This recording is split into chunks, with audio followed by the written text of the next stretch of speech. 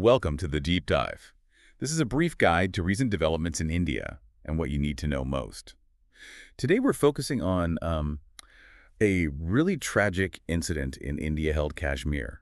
It certainly caught international attention, and understandably so. Absolutely. It's quite shocking. The core of our discussion today is a recent attack in Pahalgam, the well-known tourist spot in the Amarnath district.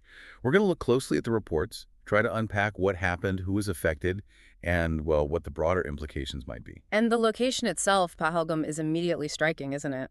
How so? Well, it's not just that it's scenic, popular with tourists, especially in summer. It's also on the route of the annual Amarnath Yatra. Ah, the pilgrimage route. Exactly, which is usually under incredibly tight security. So for this attack to happen there, it raises immediate questions about how and maybe even why. Okay, right. Let's dig into the specifics of the attack itself then. What do we know happened? So this was Tuesday, April 22nd, 2025. Gunmen opened fire on visitors there in Pahalgam. And the casualties? Yeah. They were high. Tragically high. At least 26 people killed. That's according to a hospital list the police verified. 26. Yeah. And to give you some context, that makes it the deadliest attack on civilians in the region since the year 2000. Since 2000. That really underscores just how severe this was. It really does. And some of the details from eyewitnesses are, well, they're quite disturbing. Oh. There are reports suggesting the attackers specifically went after the men, seemingly spared the women. Specifically targeting men. That's unusual. It is. If that's confirmed, it points towards a very specific, maybe calculated motive. Yeah. Beyond just causing casualties. Makes you wonder about their goals, their ideology. And where exactly did this happen? You said Pahalgam, but was it in the main town? No, apparently not. It was in an off-road meadow area, somewhere you'd get to by foot or maybe horseback. Or helicopter, I read. Or helicopter, yes. And it was busy. Lots of tourists, apparently, likely due to the good weather that day. So a popular spot, but somewhat remote. And then the attack. Yeah, and chillingly, some witnesses said they initially thought the gunfire was just firecrackers. Firecrackers. Wow. That tells you how sudden, how unexpected it must have felt. Exactly. That feeling of normalcy shattered. And survivors described seeing men in uniform emerging from the forests. The forest? Yes, and just firing continuously for about 20 minutes, they said, undeterred. 20 minutes? That's not a quick hit and run. No, it sounds like a deliberate, sustained assault. Let's talk about the victims. This is where the human cost really hits home. It does. The list shows they were residents of India, primarily, with one person from Nepal also listed among the deceased. And from all over India. Yes, reports mention people from Tamil Nadu, Maharashtra, Karnataka. It really shows the national impact of this loss. We also heard a Navy officer was among those killed. That's been reported, yes. And sadly, foreign tourists were also caught up in this, killed as well. So devastating. Victims from different regions, even different countries. It underlines that this isn't just a local tragedy. No, the ripple effects could be significant, affecting how people view the region's stability both within India and, internationally. What happened immediately after? The response on the ground. Well, ambulances took the bodies to Srinagar. Military helicopters were seen searching the area. And responsibility. Has anyone claimed it? A group that wasn't previously known seems to have claimed it. Indian outlets are naming them as the Resistance Front. The Resistance Front.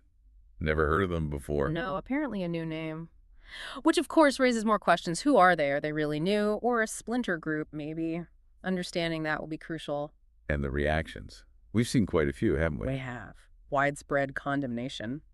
Pakistan's Foreign Office expressed concern over the loss of tourist lives, offered condolences. Their former foreign minister also voiced concern publicly. Interesting, given the history there. It is, acknowledging the human tragedy, at least on the face of it. And within India, the government response. Very strong. Prime Minister Modi called it heinous, pledged to bring the attackers to justice.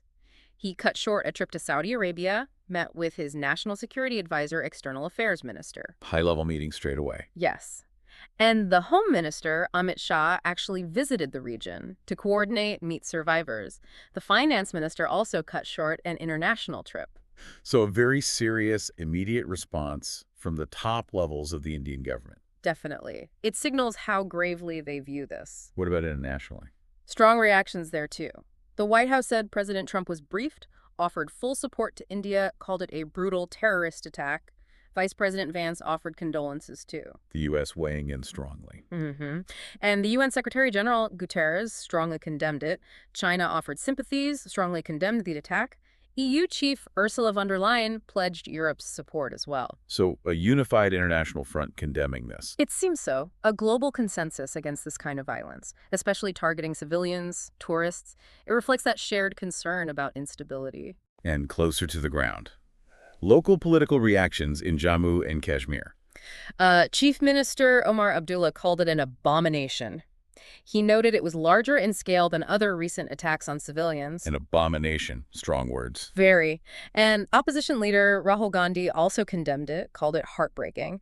But he also urged the government to move beyond, I think he termed them, hollow claims of peace. Okay, so injecting a political critique there as well. Yes, hinting at the debate around the security situation and the government's narrative about normalcy in the region. So in the immediate aftermath, what actions were taken, security-wise? A heavy deployment of security forces in Pahalgam, as you'd expect, and a massive combing operation launched in the forests nearby, trying to find the attackers. Any leads? Any arrests? Reports mention around 100 people suspected of, let's say, past sympathies, were questioned. Okay. And separately, the Indian Army claimed they killed 2 fighters and stopped an infiltration attempt in the Uri sector. This was after the Pahalgam attack. A special security cabinet meeting was also convened. Right, the standard response playbook, in a way, demonstrating action. Demonstrating action, trying to prevent more violence, find who was responsible. But the long-term effectiveness, the impact on locals, those are always key questions. You mentioned earlier this is the deadliest attack since 2000. Does this remind you of past incidents? Sadly, yes. It does bring to mind that attack back in 2000. Just before President Clinton's visit, 36 Indians were killed then, though there were conflicting accounts about who was responsible even then. History repeating in a tragic way. It feels like it sometimes. And predictably, perhaps, after this latest attack, some Indian media, social media too, started linking it to Pakistan, often without concrete evidence cited. And that drew criticism. Yes, from Pakistani officials. It just highlights those deep-seated tensions, doesn't it? And how quickly blame gets assigned, how misinformation can spread. The fact this happened in what you described as a highly protected area? That's worrying. Deeply worrying. It raises serious questions about security effectiveness, about intelligence perhaps, especially since India has been actively promoting the region for tourism. Right, they even hosted that G20 tourism meeting in Srinagar last year to showcase normalcy. Exactly. This attack could be a major setback for those efforts to project stability and safety. And meanwhile, the underlying tensions persist. India blaming Pakistan for cross-border infiltration. A claim Pakistan consistently denies. It's that ongoing dispute that complicates everything. Understanding causes, finding solutions. It's a terrible situation. This tragic loss in Kashmir is such a stark reminder of the complexities, the challenges there. Absolutely. Targeting civilians, tourists. It's deeply troubling, with potentially huge consequences for the community, for stability. The international condemnation, the focus on justice, it highlights the gravity. As the investigation unfolds, getting more details, understanding the context, the different perspectives, that's going to be crucial. It really is. And for you listening, it's worth thinking about those wider implications for peace, for security, and just for the ordinary people whose lives are impacted so profoundly. This deep dive gives you a snapshot, of course. But exploring the history, the dynamics of Kashmir more deeply, that provides a much richer understanding. Which leads to a critical question, really, something for you to think about. In places with such a long history of conflict, how do you actually balance security needs with trying to build normalcy, attract tourism? That balance. Yeah. What happens economically, socially, when that delicate balance gets shattered by violence like this? A difficult question with no easy answers. Something to definitely mull over. See you soon.